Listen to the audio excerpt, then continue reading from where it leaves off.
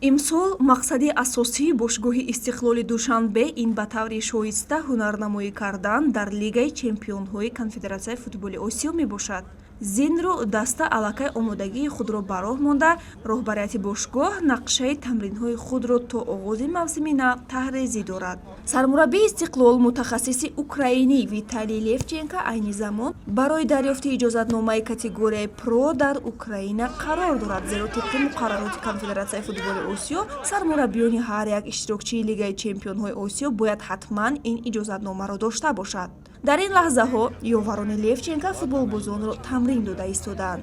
Чун дар пеш дастаро бозиҳои муҳими қорави интизор аз нақшаҳо низ хеле зиёданд. Сараввал онҳо мехоҳанд ки сафи худро бо легионерҳо пурра созанд. Барои ин аллакай чанде аз футболбозони хориҷӣ зери назорат гирифта шудаанд.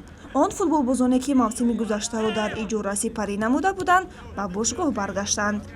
Аз ҷумла Шарифбек Раҳматов аз Локомотив Помир, Мухтор Азимов аз Фаискан ва Салам Ашурмамадов аз Истарафшан ба сафи истиқлолиҳо пайвастанд. Амирбек Ҷурабоев ҳам дар тамринҳо фаъолона ширкат дорад. То бозиҳои Лигаи Чемпионҳо ҳанӯз вақт ҳаст.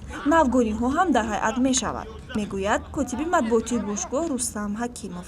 Ҳамчунин машқҳои дастаҷамъӣ ва бозиҳои дӯстона дар шаҳри Гулистони вилояти Суғд, шаҳри Тошканд ва Анталияи Туркия ба нақша гирифта шудааст. Бинобар иттилои ба даст омада, ҳайати пурраи Истиқлол пас аз марҳилаи муқаддамотии ҷоми Федератсияи футболи Тоҷикистон муайян мешавад.